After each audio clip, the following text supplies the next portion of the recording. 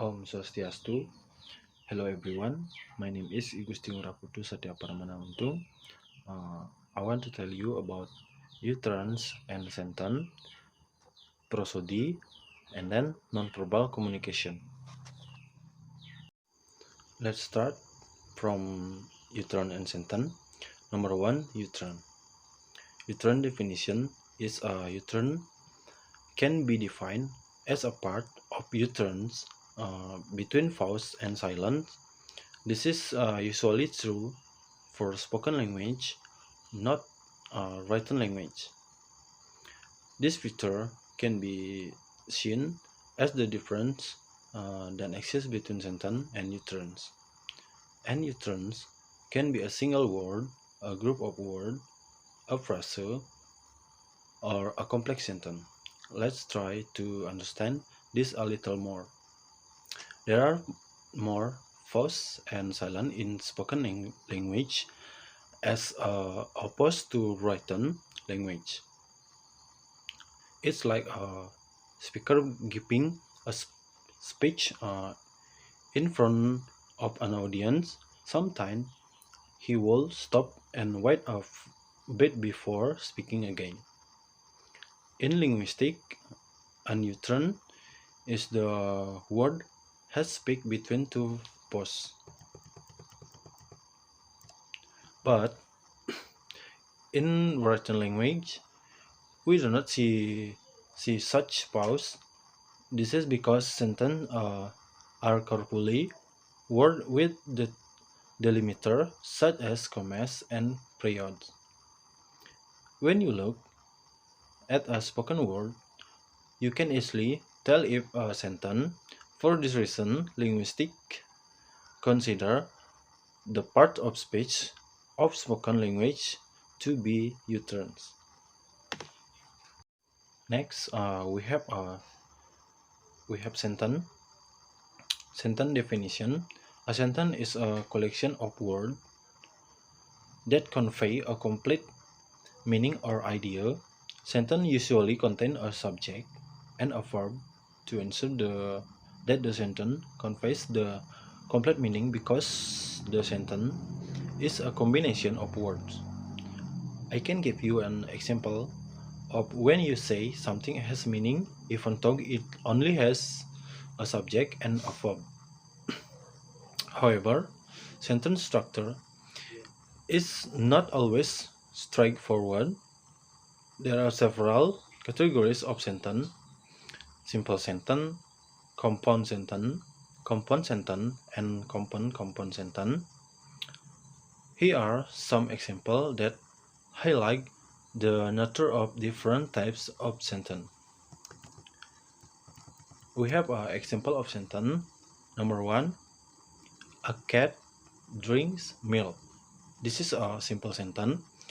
Number two, I was running late, but I decided to wait a bit longer for my friend. This is a compound sentence. Number three, I had to work on Sunday last week because I had a lot of work. This is a complex sentence. Number four, even though he asked me to come, I couldn't go because Jim was sick and I was waiting for a visitor. This is a compound complex sentence. In this category, sentences are made up of different phrases. To understand the difference between a sentence and an utterance, we must consider that the sentence has at least one main clause and utterance does not always have a main clause. There may be some words that make sense but are not complete, such as not much and maybe. Next, we have the prosody material.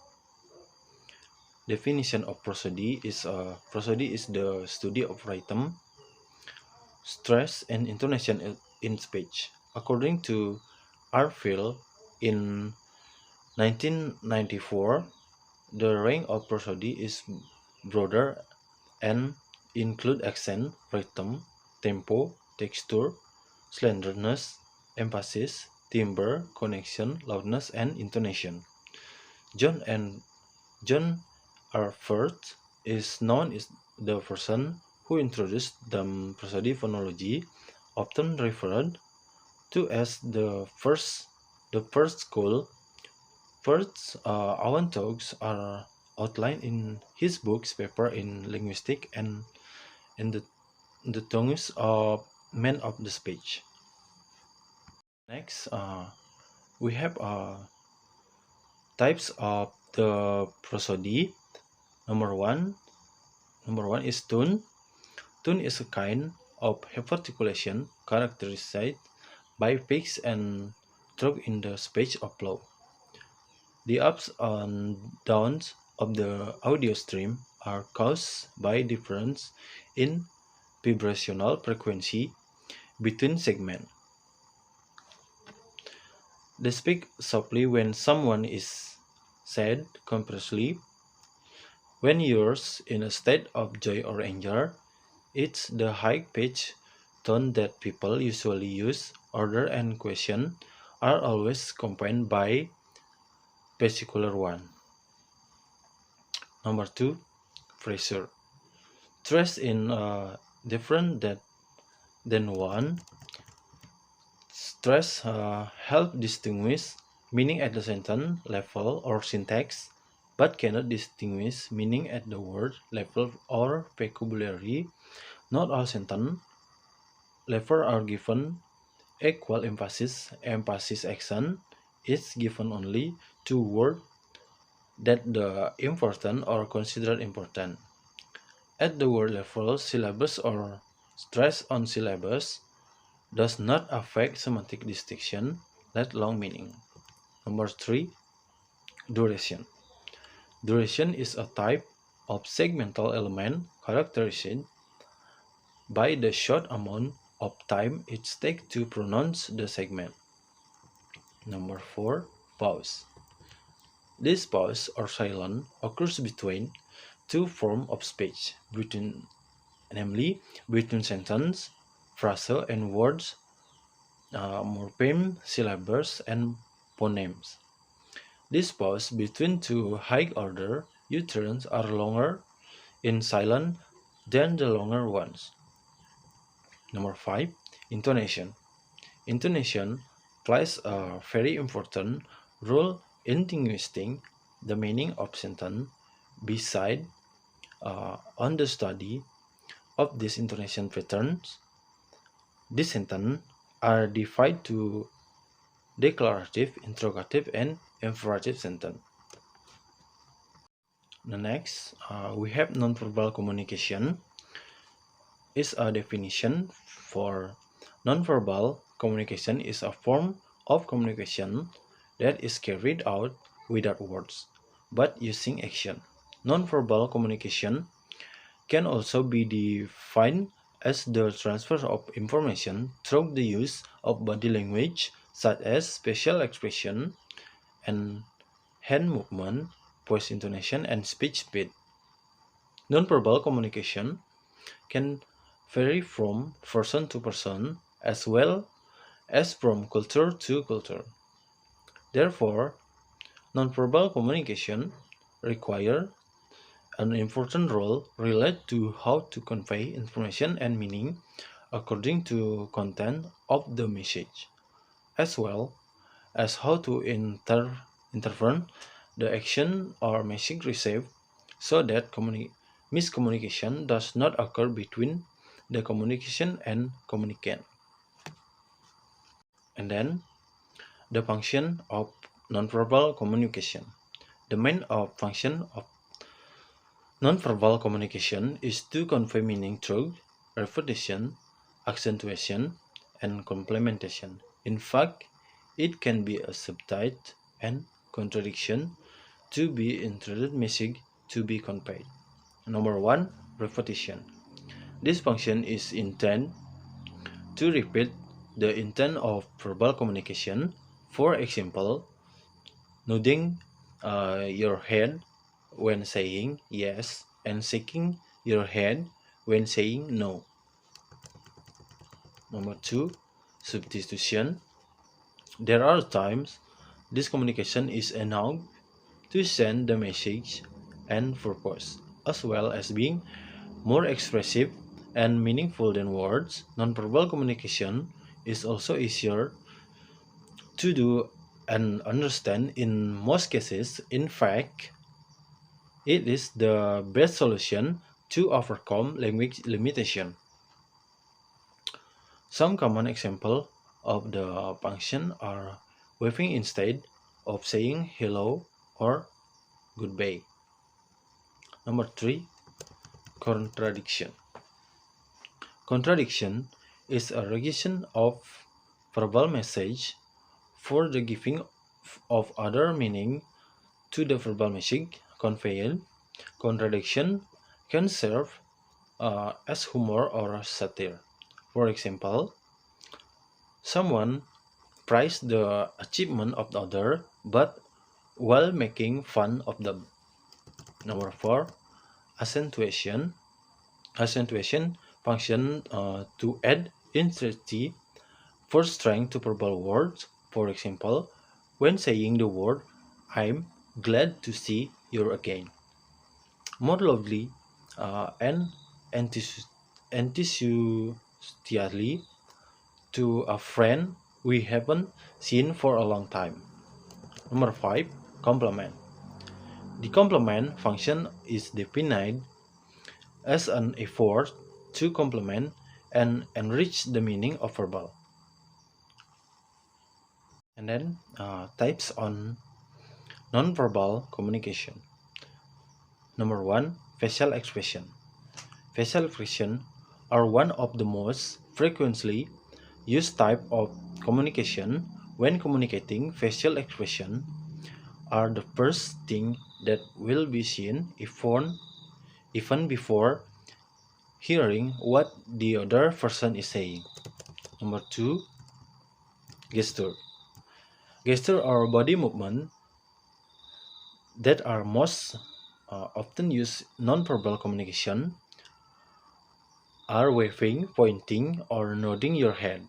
Gestures are also influenced by culture in a society in contrast to facial expression, which are more universal.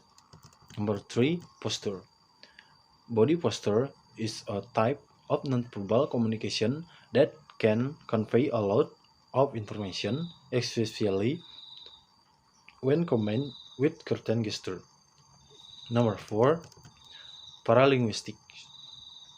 Paralinguistics aspect in the context of nonverbal communication include speech tone, volume, and pitch, which can show the true meaning of a conversation. Number 5, eye gaze. The way a person looks, stares, and blink as being able to show various emotions that exist in the speaker. Likewise, the gaze is often used as a benchmark to determine whether someone is innocent or not. Number 6, touch. Touch can be used to communicate a variety of emotion from affection to familiarity to sympathy. Number 7, appearance. Appearance can be determined a person's perspective and reaction to other people because appearance is one of the first things that can be seen. Nevertheless, the information obtained from an appearance usually varies between communities according to social and cultural audition. And the last, proxemic.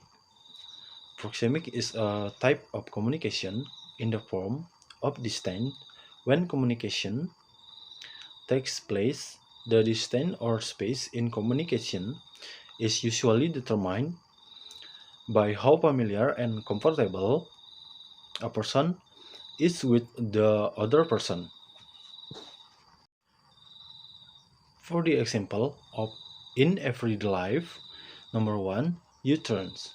A village head who was talking about activities in Independence Day, and he said, "Good afternoon, all citizens who I am proud of and I love." Uh, Next pause. Here I will talk about activities to welcome Independence Day. This sentence, here I will talk about activities to welcome the Independence Day, is included in category of utterance because the word is not written and is spoken through one's own thought. Number 2, prosody. The sound of language produced by the human speech organ that contain understanding or meaning that can understood. This sound can be short or segment. This is where discussion of segmental and suprasegmental language in discuss. Segmental sound elements are speech sound that can be short or segment. For example, the word smile can be broken down into S, M, I, L, and E. This sound indicates the presence of a phoneme. This suprasegmental sound element is something that combines the segmental sound elements that are suprasegmental include intonation, tone, accent, stress, and sound vibration that come out because of certain emotion. Nonverbal communication. Example for nonverbal communication in everyday life. Nonverbal communication is communication without talking and using body gesture and movement and order. For example, shake hand by adding a smile, which means we are polite to other. And then raising eyebrows when meeting a friend is a sign of greeting another. And the last example in Hindu term. Number 1, non-verbal communication. Example in Hindu term. Non-verbal communication is communication without talking and using gesture, hand movement, and other.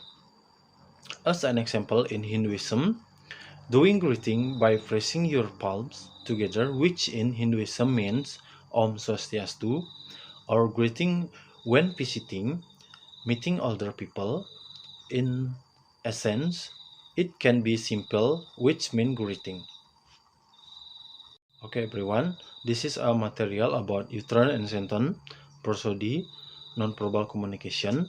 And then thank you for watching my video. I will be closing with Paramasanti. Om Santi Santi Santi Om.